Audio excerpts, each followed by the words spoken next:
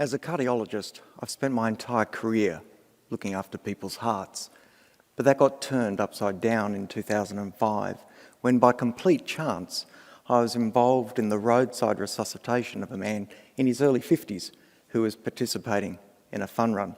That man had a heart attack and dropped dead by the side of the road. Fortunately, we got his heart beating again and he did fine. But I found out several days later I'd seen the very same man some 18 months earlier and I'd given him a clean bill of health. Shocked, I went back and looked at the notes to try and understand what had happened. It turned out that by local and international guidelines at the time, I'd done everything right for him. I'd put all his details through a risk calculator and I'd said to him, look, your risk of a heart attack in the next 5 years is only 6%. In fact, you get a green thermometer, you should be fine. I sent him on his merry way, only to be standing over his dead body some 18 months later. Clearly, something is wrong here.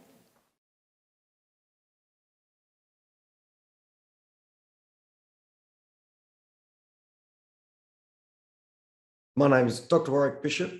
I'm a cardiologist. I'm CEO of the Healthy Heart Network, and I'm about helping people live as well as possible for as long as possible through good medical education.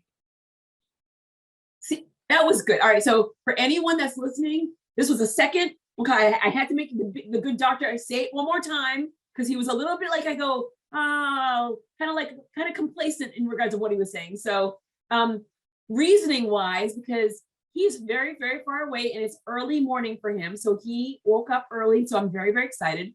But before we even talk about what you do, I always tell people, talk about who you are, where you came from. So before the doctor, before the company, let's start at the beginning of where you are, where you're from, so that way people can understand why you're up so early. I'm in Hobart, Tasmania. Tasmania is the island that sits off the southern coastline of Australia. So I'm literally down under. We live in a beautiful spot. I'm close to water, which is just wonderful.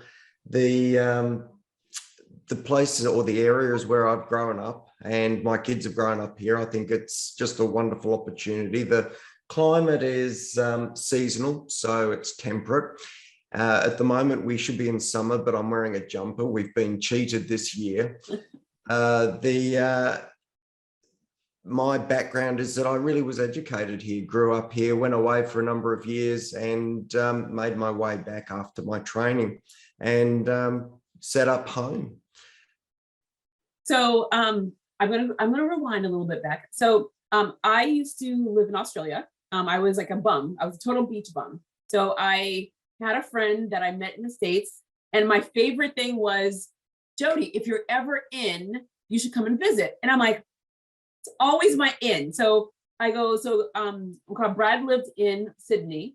And so I'm like, I bought that, like worked really hard, got my ticket. And it was also, there was a program called Facts of Life years ago. And this young woman was at the Opera House and I watched it. I'm like, wouldn't it be amazing to be at the Opera House just to see an opera? And my mother's like, oh, for the love of God, she's going to do it. And I did. I worked every single job to get to Australia. And I was there for a year. And I just basically went from Canberra and always going just a beach bum. Spend the most time in Byron Bay. And my best friend, Melissa, she's from Wollongong. And she and I dated twins that were from Byron Bay. And so that's my beautiful place. And and because one town that I love the most, my car is called Kiama, because the town of Kiama, where I adore, because I want to name my child that, and everyone's like, you can't name your child Blowhole, which is because Kiama has this big, huge blowhole in the ocean. So my Australia story, I love your country so much. If it wasn't so far away from my heart and souls of my family, my friends, I would have just been there forever. It is a place where family, friends are number one before careers and things like that. And so the environment, the healthiness, you are in the best place on the planet. I'm just going to say that right now. And I'm from the islands. I'm first generation born in America. And I've told people over and over and over again, Australia, although my friends that are in New Zealand get so mad when I say that, but my Kiwis will understand. But literally, you are by far in one of the most amazing places on this planet. So kudos on that one. When you left Tasmania, because Tasmania is like, I live in a town called Marblehead, same thing, we're on the ocean. I'm looking out the window, looking at the ocean. When you left Tasmania, was it because everyone leaves, or like, I mean, what was the purpose of you leaving a place that you were born, raised, and this was your everything? Look, I think most people leave wherever they grow up just to explore the world, and to a large degree, Tasmania, we are at the end of a dead-end road. You have to go out of your way to get here.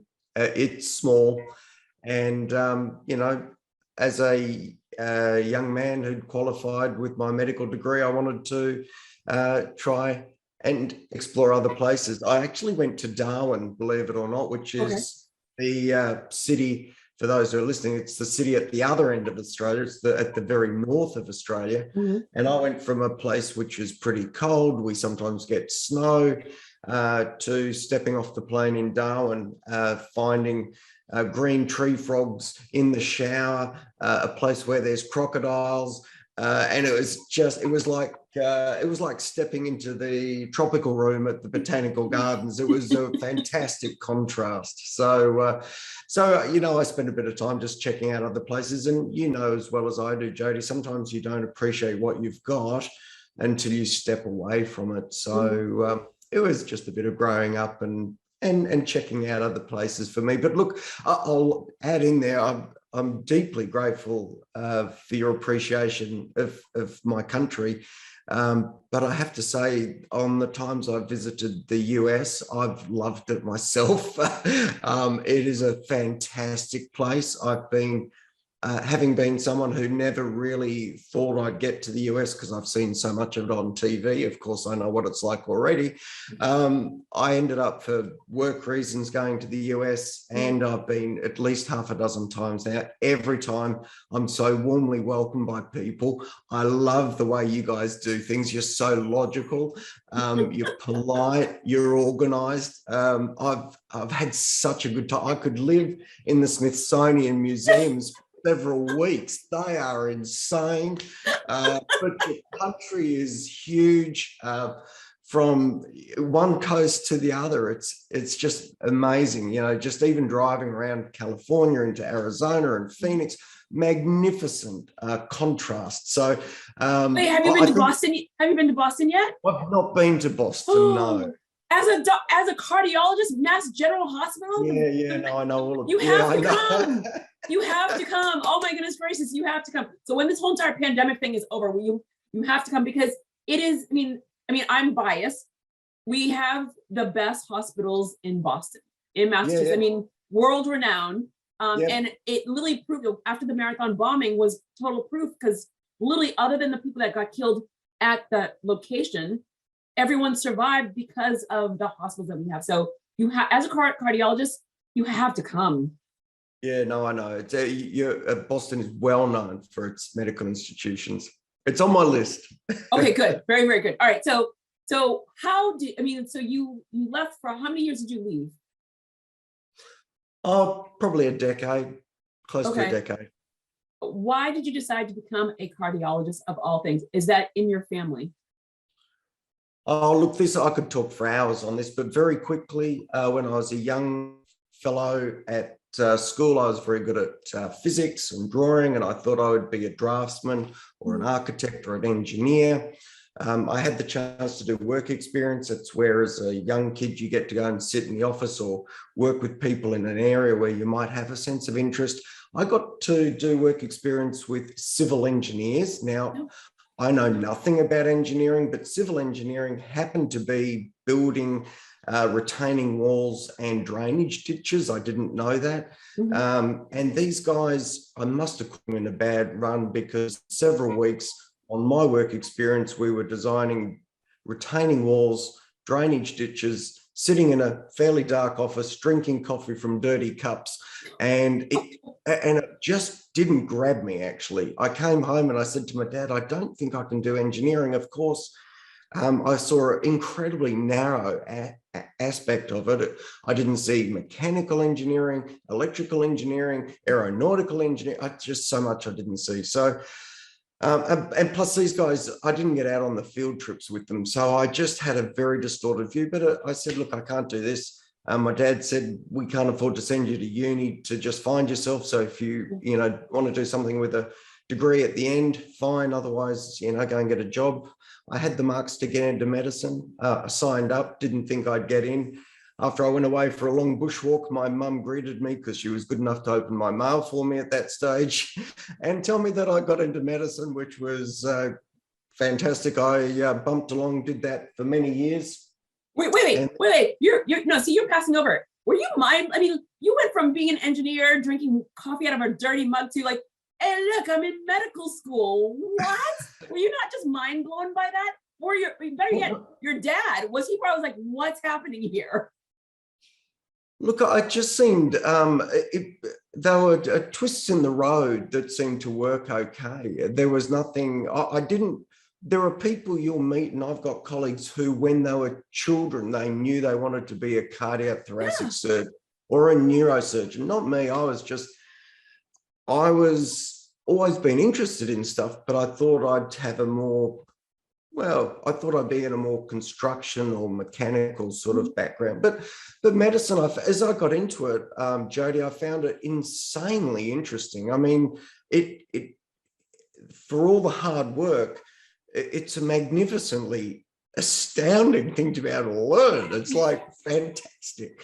So I bumped along. I decided through my training that I didn't want to be a surgeon. Just the politics of working in theatres seemed too much for me. For various reasons, I didn't want to do psychiatry.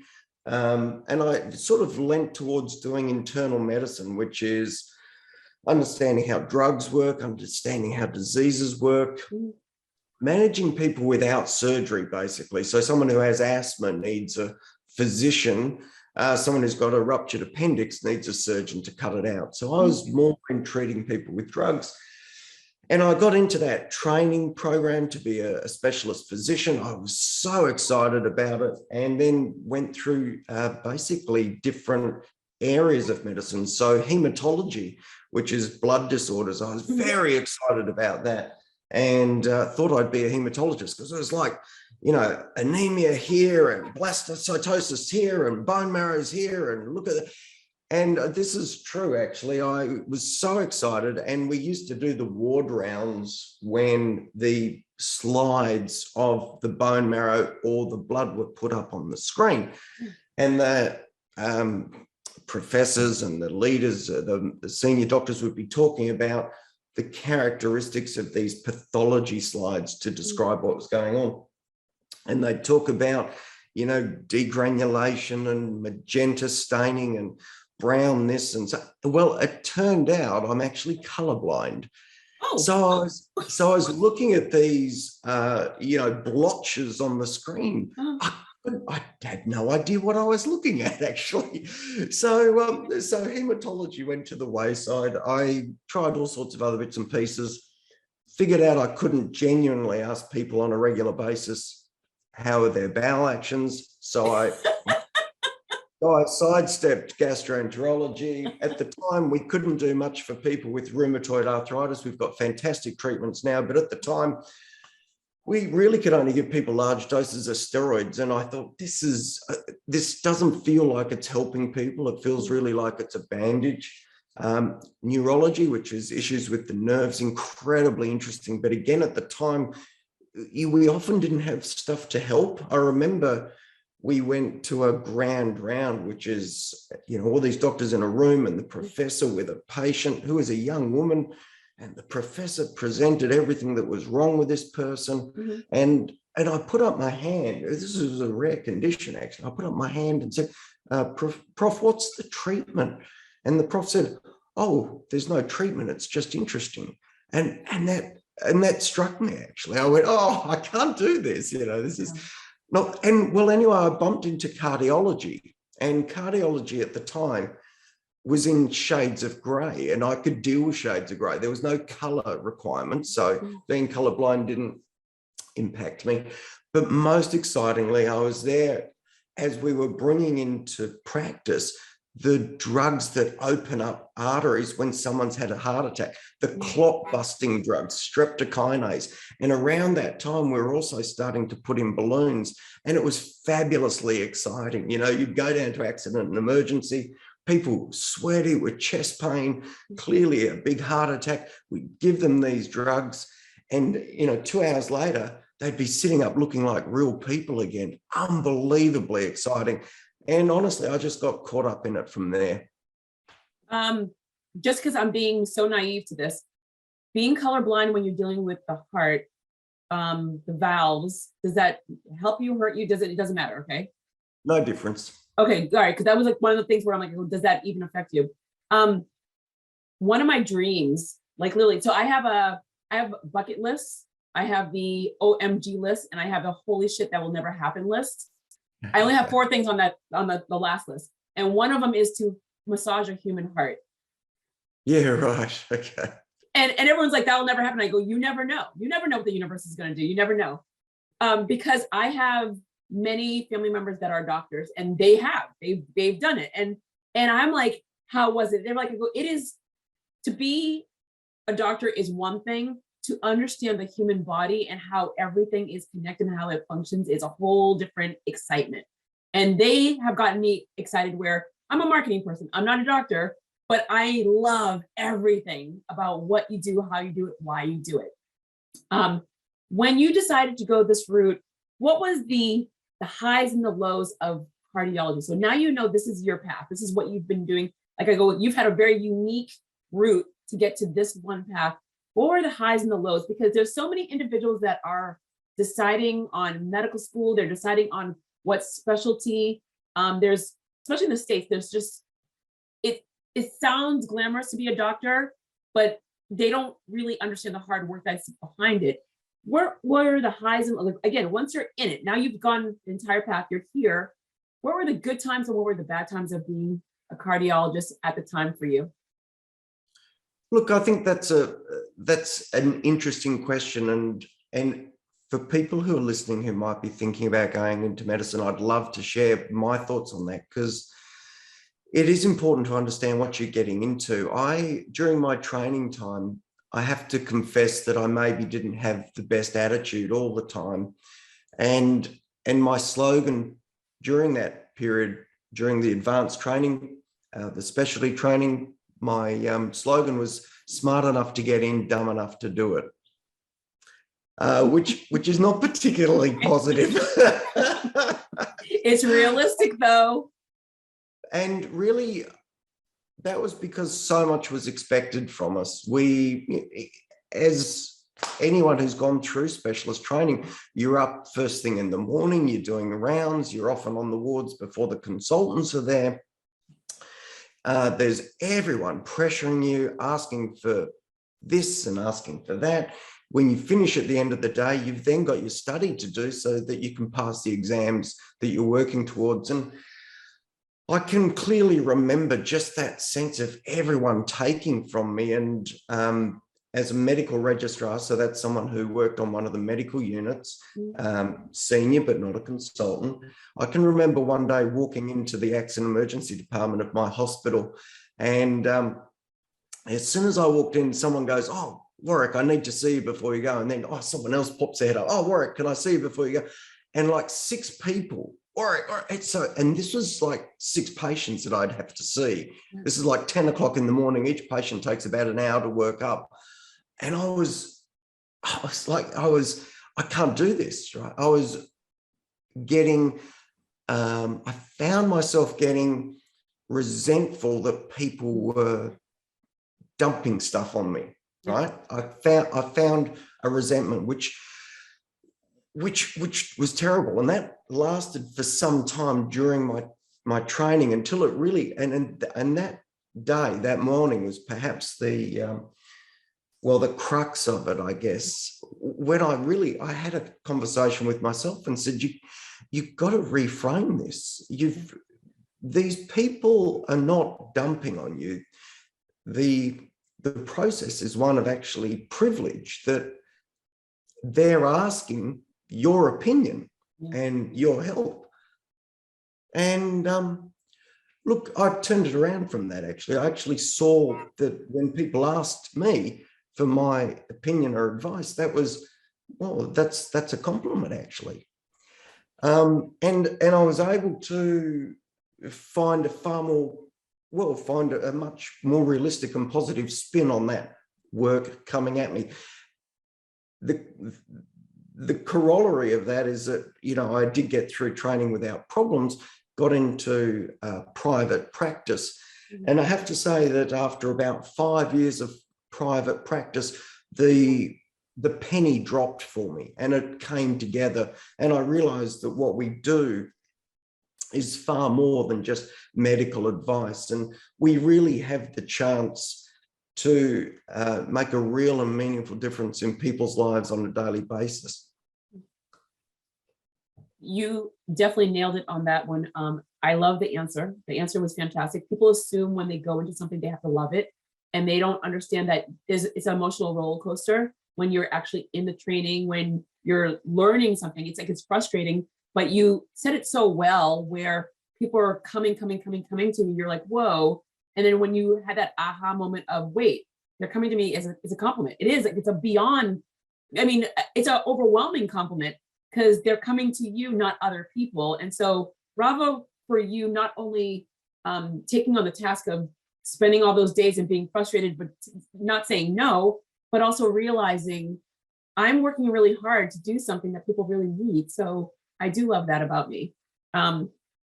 Cardiology, the heart, that beautiful muscle, that beautiful, beautiful muscle of ours,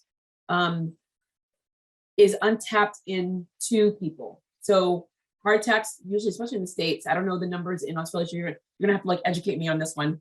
When we're talking about heart attacks, we think about men having heart attacks all the time.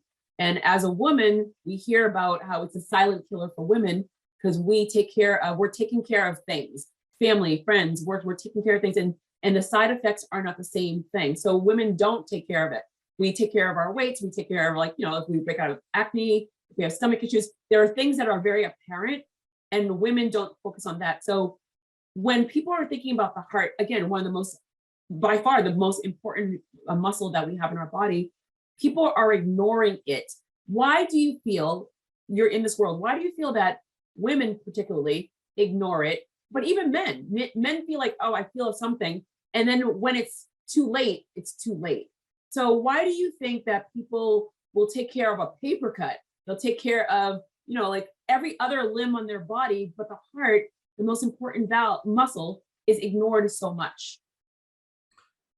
Look, that's a question that I've been wrestling with for the last decade, actually, and that very question and the solution to that question is why I'm here.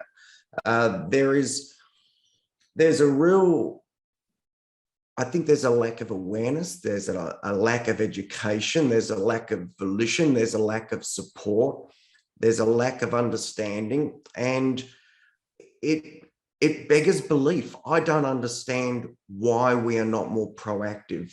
The very reason that I put together the Healthy Heart Network was based on my own experience, where I was literally involved in the roadside resuscitation of a man during a fun run who I'd subsequently found out I'd seen him as a patient some 18 months earlier, reassuring him that he was well.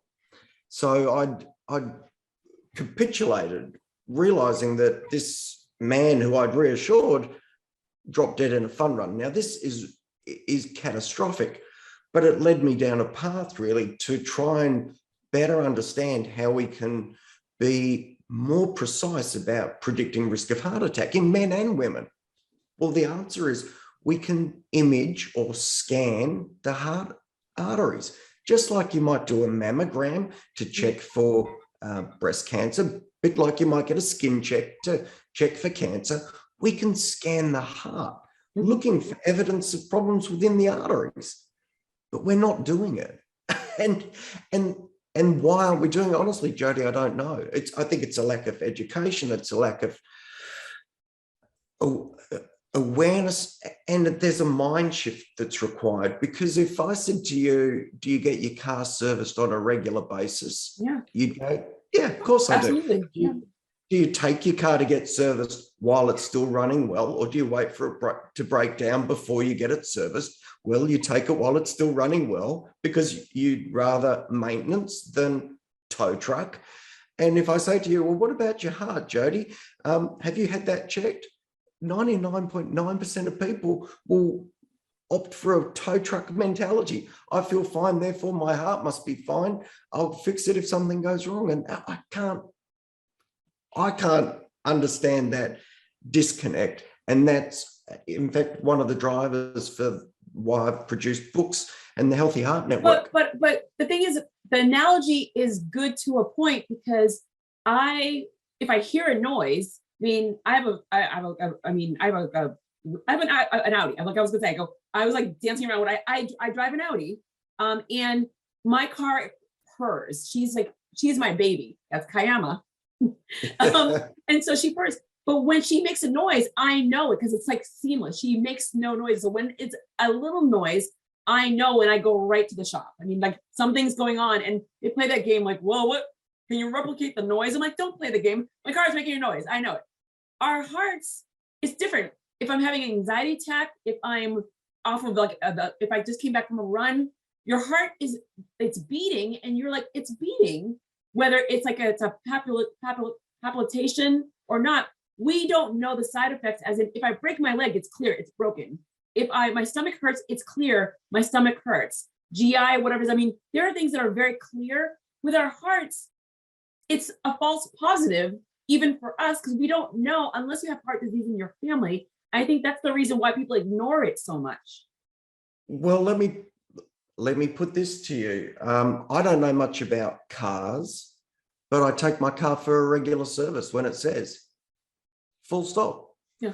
What if I said to you, as a mechanic to keep people well, which really I'm now preventative. I have a big interest in preventative cardiology. I look after sick people, but I've really recognized that the opportunity doesn't lie in fixing people when they're sick. The opportunity lies in identifying high-risk people who could get sick and preventing that in the first place. Right. That's gold, absolute gold. So if I said to you, as a preventative cardiologist or a mechanic for your heart, Jodi, I reckon most 50-year-old blokes should go and get a heart scan. Most 60-year-old women should go and get a heart scan as a 50,000 kilometre check and a 60,000 or miles in your country check. Unless there are other factors that might enhance that risk, like a bad family history or raised cholesterol or obesity, and then those ages would come a bit earlier. So, Jodi, the issue is just get the car checked at 50,000 kilometres, because that's when a service is due, because we might find issues that are really important. Right. Same with the male who's walking down the street. Get him checked at 50 years of age, just to be sure. Woman at 60, and you're right, women do present a little bit differently, but honestly, coronary artery disease, even in the COVID era, remains the single biggest killer of men and women. Now, everyone says, above cancer? Above cancer. Above cancer. You've got to bundle all the cancers together, all of them, to come close to coronary disease. And people go, oh, well, you've got to die from something. That's true, but 25% of those heart attacks that kill people are in individuals under 65 years of age. Under 65 years of age. And I can tell you that those individuals still have a lot of life to give. There are so many people that will hear this, and then they're like, I'm getting rid of all the meats in my refrigerator. I'm going to the gym. They just go to the far right or the far left. What is realistic? So let's talk about what you do now in regards of preventative is great if someone really can do it, because people say, I'm going to do some preventative things. It's usually at the beginning of the year, and they change and dump everything. And then by March, April, they're back to their own routine. So how does one change their ways for the better, but for it to stay part of their life versus it's a nice to have? basically what I'm saying, how do we create a way where this is a need to have, not a nice to have? Yeah, look, I think there's a couple of questions there, and I'll negotiate those in the priority that I see them, right? Mm-hmm. From my perspective, the absolute priority is what's going on in your coronary arteries, full stop. Mm-hmm. And the reason that's the priority, Jodi, is that we don't fully understand coronary disease. People who are fit and well, who don't have a family history, who go to the gym, can drop dead from a heart attack. Yeah. People who are fat, overweight, diabetic, and smoke may never die from a heart attack, and we wonder why they get hit by a bus instead. Do you know what I mean? And so there is, for all the stuff we hear about, oh, healthy this and healthy that, and that's unhealthy and that's unhealthy, all of that, I believe, just drops away when we are honest and say we don't fully understand the process in an individual. We know if we take 1,000 people and they're all overweight or high cholesterol or smoke versus 1,000 people who don't have high cholesterol or hypertension or smoke, and compare those two, that one group will have less heart attacks than the other. Mm-hmm. But not all the people in the high risk group will have heart attacks, and some of the people in the low risk group will have heart attacks. And so while we can't identify by looking on the outside at someone's characteristics, then my priority is to actually look at their arteries. Is there something going on in the arteries? Yes or no? Mm-hmm. If no, fantastic. Let's deal with, lifestyle issues. Make sure you're, not overweight, eating well, exercising, you're not too stressed, all these sensible things. Eat and enjoy a Mediterranean diet. All that's just everyone knows to do that. Mm-hmm. If we do find issues in the arteries, then we want to know, are these mild, moderate, or severe, and then match the therapy and the intervention for that individual based on what's going on in them. I think that data starts the appropriate conversation. Otherwise, there's no focus. Otherwise, you're just saying, oh, look, be healthy and look after yourself. And of course, we all know that.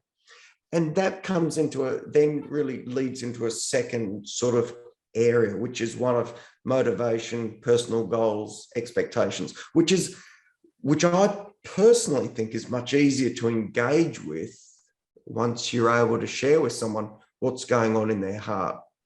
Does that answer that question a bit? I've deconstructed it and turned it around a bit. No, I love it, because I am, my MA is to throw tons of things at you. And for people to then like, just talk. I want you to talk. This is your time. So yes, you answered it very well. But one thing you didn't touch upon is different countries have different rules. So meaning that in the States, as you probably know, as everyone talks about, medical care is expensive, through the roof expensive. And so to advocate for yourself is very hard, because doctors don't want to have to deal with insurances that the insurance company will not pay for a certain test. So they see something in you, I go, or if I'm advocating for something like, I need this test, and they're like, well, let's try this, this, and this, and this. So they'll have you try so many things that are low graded to actually be able to get to before they even touch the high graded thing. So how does one advocate for themselves where you're saying, get that, I love it. Okay, this is good. Hold the book. So an individual is, I just want to get the checkup. It's a 50,000 miles, 60,000 miles. I want to do all the things. And I'll use the example of my ear was bothering me a couple of years back. And I went and I'm like, I'd like to get an eye and ear. They check your eyes. They're like, I go, you're an adult. We don't check ears for adults. I'm like, what do you mean? They're like, you're an adult. No one does that. I'm like, surprise me. I would like to get my ears checked, please. And it ended up, I had something in my ear tunnel that they wouldn't have seen if they didn't do the full test. And I'm like, why am I fighting so hard for me? It's great that I'm fighting so hard for me, but and because I have lots of relatives that are in the medical ward, they're like, fight, get in there, ask for this specific test. But why? I think that more and more people are getting away from getting these tests because they're like, I go, the doctor won't give it to me anyway. My insurance won't pay for it anyway in the States. So in other countries, obviously, it's much easier. Medical care is free in a lot of countries. So can you please now bring up the book in regards of how does one even advocate for themselves when it comes to the heart? Yeah, look, we didn't even script this, but that is the Oh, I couldn't ask for a better You know what? segue. I'm a dangerous 10-year-old on a good day. I will ask questions no matter what. So you've really introduced this in a way that I couldn't possibly have asked for to be any better. My journey in prevention really led me to engaging and starting to utilize this testing where we scan the heart. And that was a decade or more ago. I got a lot of pushback in my local medical community for doing that because, oh, we don't do that and we do treadmill tests on people and, this is, hocus pocus. And in fact, that pushback is the same right across the world. And I've got colleagues in the US who I've worked with who have been pushed back. And it's partly because science appreciates the status quo and change is always painful. That's a bottom line. I got very distressed about the technology available to image the arteries being underutilized. And when people went to their doctor and said, I want a heart check, they would be put on a treadmill test. And there's all sorts of reasons why a treadmill test just doesn't tell us the health of the arteries. It tells us if there's a tight narrowing, but that's very late in the process. What you really want to know is the health of the arteries way before you get a tight restriction. Mm-hmm. And so in my local town, I know patients were going to my colleagues and being given treadmill tests to evaluate their risk of a heart attack, which really satisfied the cardiologist's business model, but it didn't answer the patient's question. What's the health of my arteries? And in fact, the very man who I told you about before, the fun runner, I'd done a treadmill test on him 18 months earlier. Now, that was back in 2003. And at the time, we didn't have any other technology. So I'd done a reasonable test and the guy did have some symptoms. So I'd done a reasonable test at the time.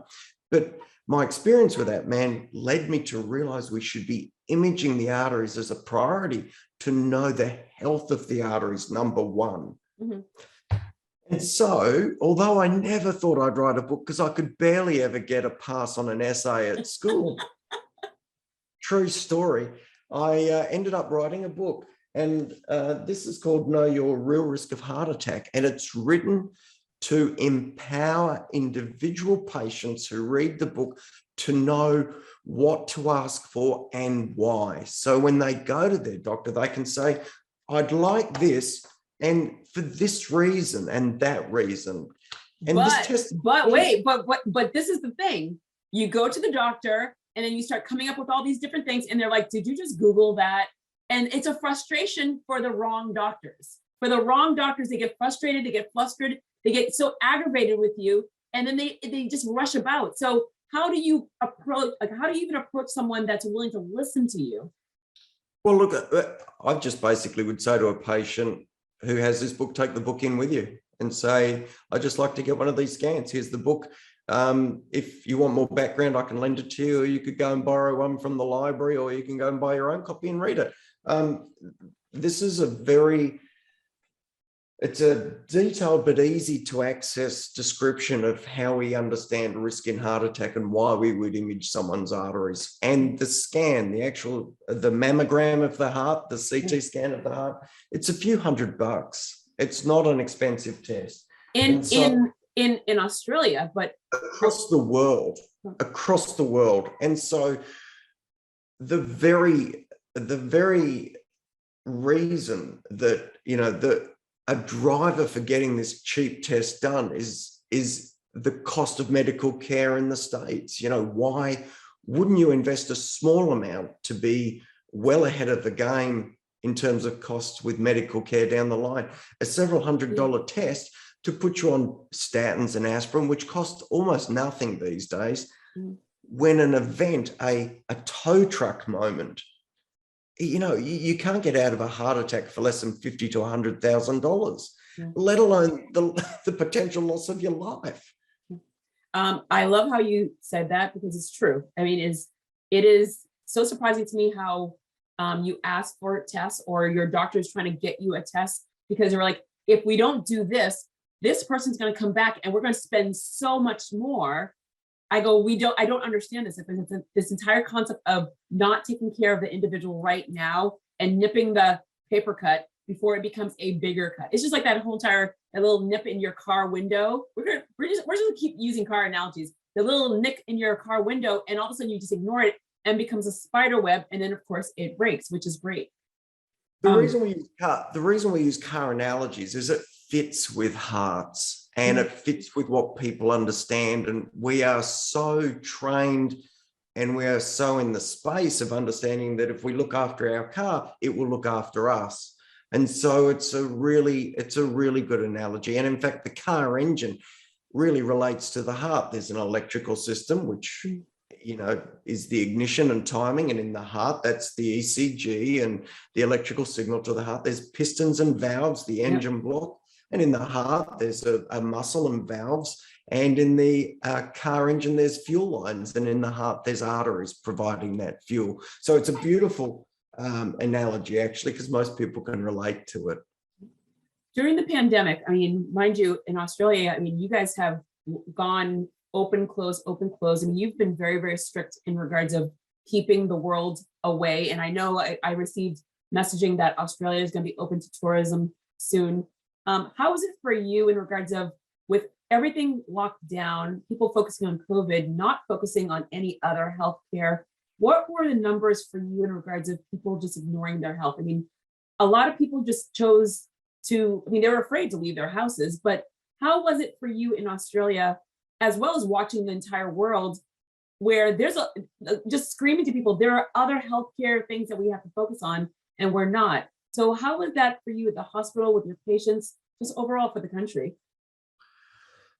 Look, on a national basis, I haven't kept up with that data, but there's no question that information has come through suggesting that things like screening for cancers, regular tests for hearts that should have been undertaken have been put aside, and there's been a detrimental effect for that.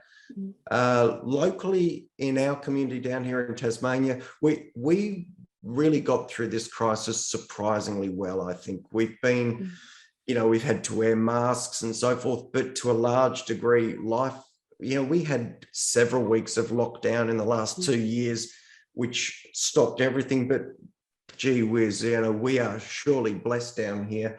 And so I don't think there's been detrimental effect locally. In my own practice, I think most patients have still been able to continue with the care that they need. And we've been able to provide care over the phone, which is a really nice option to allow you to continue to connect with people and make sure you're not missing problems. I've been as busy during this time as I've ever been. So personally, I don't think we've dropped the ball locally, but I know across Australia and in other regions, particularly I'm sure in parts of the States and Europe, that COVID has really pushed aside appropriate maintenance. And of course, there'll be consequences from that. Why did you decide to create, I mean, the education part is definitely it, but you were doing fine. You're a cardiologist, you have your patients. You could have just gone through life until retirement. Why did you decide to create these products? I should say products, books, videos. I mean, but like, it's true. Like, there's a lot of people that just they write papers, they teach. You could have gone so many different routes of the traditional way of what doctors do. Why did you decide to do this? Yeah, it's funny. I ask myself that all the time as well. It's been, I get a lot of flack from my colleagues. They think I'm a black sheep. They think I'm crazy. It's been a huge investment of time and money. And to be honest, it's ended up being a journey that I've continued to just follow the road, wondering where it'll go. I guess when I wrote that first book, I did it because I thought it was the right thing to do. And I really wanted to put good information in individuals' hands. And the feedback I had from that was moving, actually. And so although the book initially was not it was a financial disaster, I'll be honest with you. It was a financial disaster.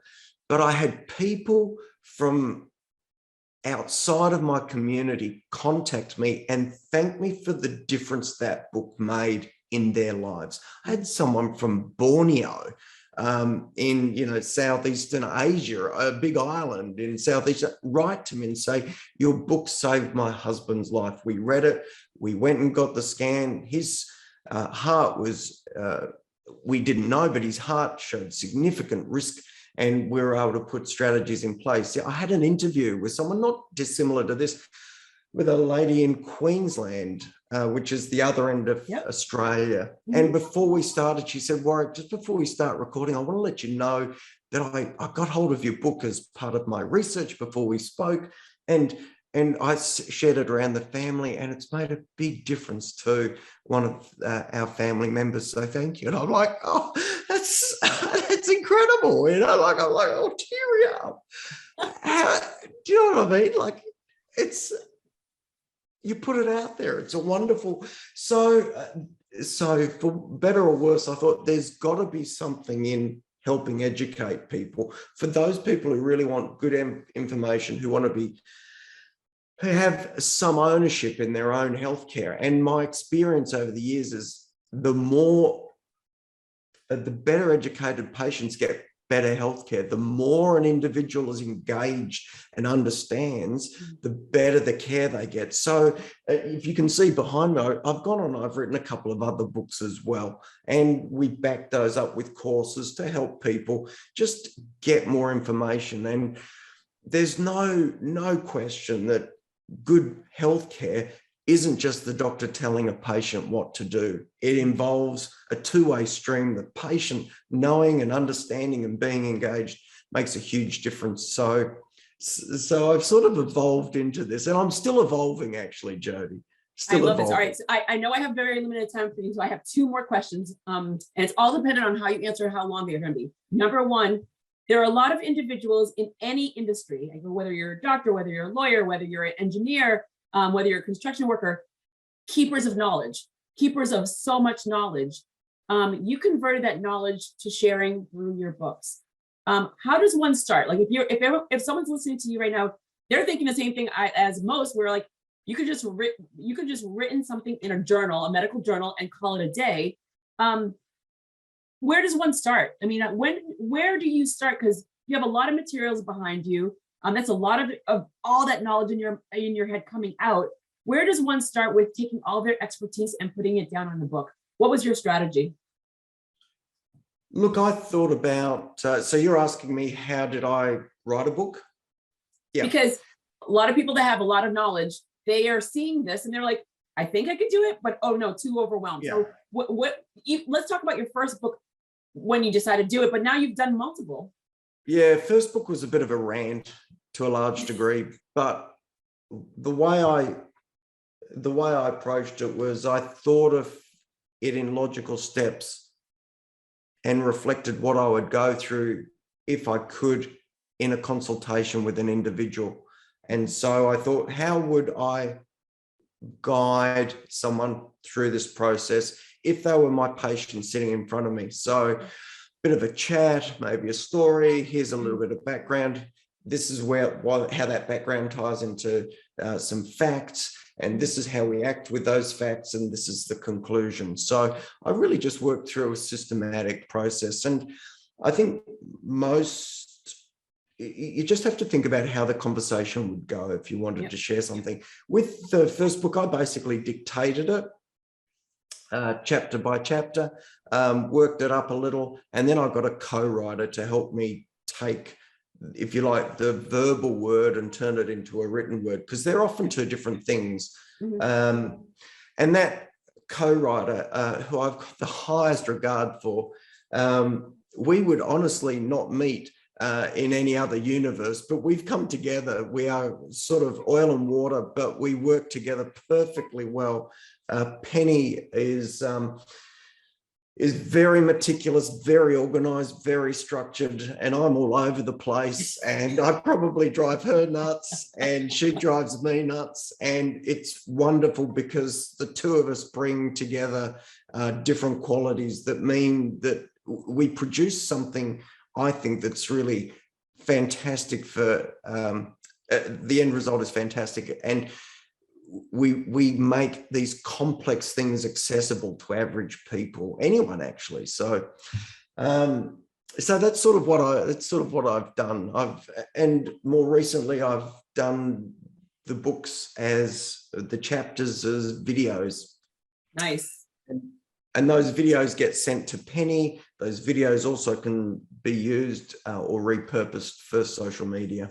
That's perfect. Oh my God, I love it. Bravo. Okay, so again, I'm so panicky when I have to like leave you, let you go, but I know this is not going to be the last time because you have such a beautiful spirit that I'm like, I need to have you back on other things. Because like, I always say, like, I go, in order to get the right news, why do we depend on academics? Why do we not just use the individuals that are doing it every single day? And there's always something that out there where, as a former media, TV and radio producer, I always had my resources of people, and I would rather come to you with big questions that are out there than someone that's like in the news all the time, giving you the accolades that you deserve. So one, I'm just going to say thank you for being here. And Warwick, I end the interviews the same way as, no matter how many times you're on, I will always end it the same exact way by asking if you had a personal ask and a professional ask of anyone that's listening to me right now. What will be your personal ask and what will be your professional ask? Because we ask for our businesses, but we never ask for ourselves. Look, I think my personal ask, and I'll stick to cardiology. My personal ask would be that the work I'm putting into education makes a difference, and I become aware of that difference. I literally did have someone write to me from another country and say my book made a difference. It's like, it's insane. I like that. I love that. So, who cares if it hasn't made any money? It's made a difference. So, a bit emotional saying that. So my personal ask is just some feedback to know I've made a positive difference for people. Professionally, I would love to be able to combine my clinical work with this educational work, and I would love the books, the material, and even sort of public speaking opportunities to be able to provide enough financially so that I can have a foot in both worlds, because I think there's such a lot of value in giving people good education. There's such a lot of confusion. Dr. Google has not just been an information superhighway, it's been a quagmire, and it confuses people. And so really professionally, I would love to see the Healthy Heart Network be successful enough to allow me choices to really push it even harder.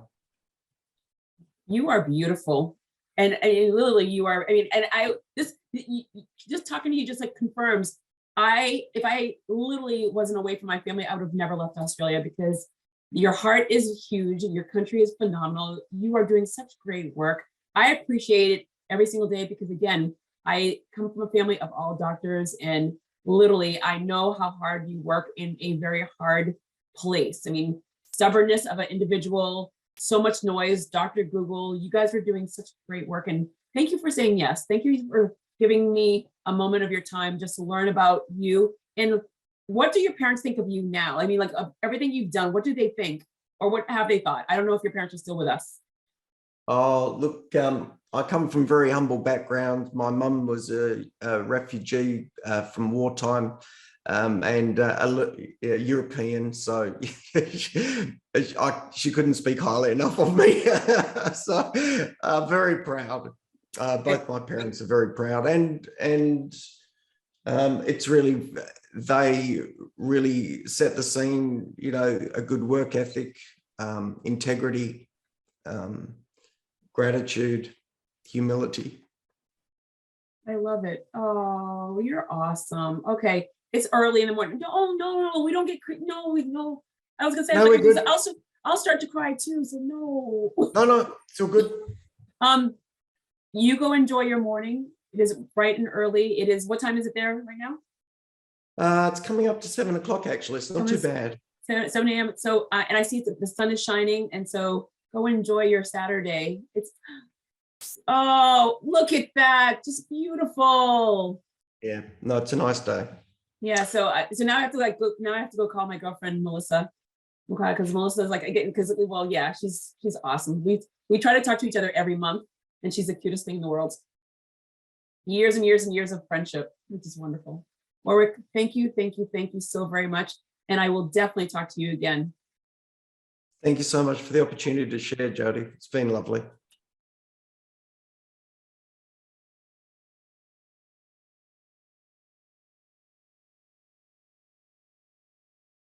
We need to move from inertia to momentum. It's time to bring pragmatism to process. It's time to truly value prevention over cure. And it's time to change the way we think about heart attack. My presentation today is the beginning of a conversation on a continuum of change, which includes education, implementation and realisation for a better world, for less deaths from heart attack. For those here, and if anyone sees this on video, my hope is that I've informed and encouraged you to share this conversation, because the more we share this conversation, the greater the chance we can drive the change, we can shift the inertia from the bottom up, because it's taking too long from the top down. It's not okay anymore to just wish upon a star and hope everything will be okay. It's time to draw a line in the sand. It's time to act and do something. Put your hand up if you feel comfortable to share what I've shared with you tonight, with your family, your loved ones, your community, to make a difference. Please do that. Please make a difference. Please save a life. Please go and do something positive about this. We can stop heart attack. Thank you so much for your attention.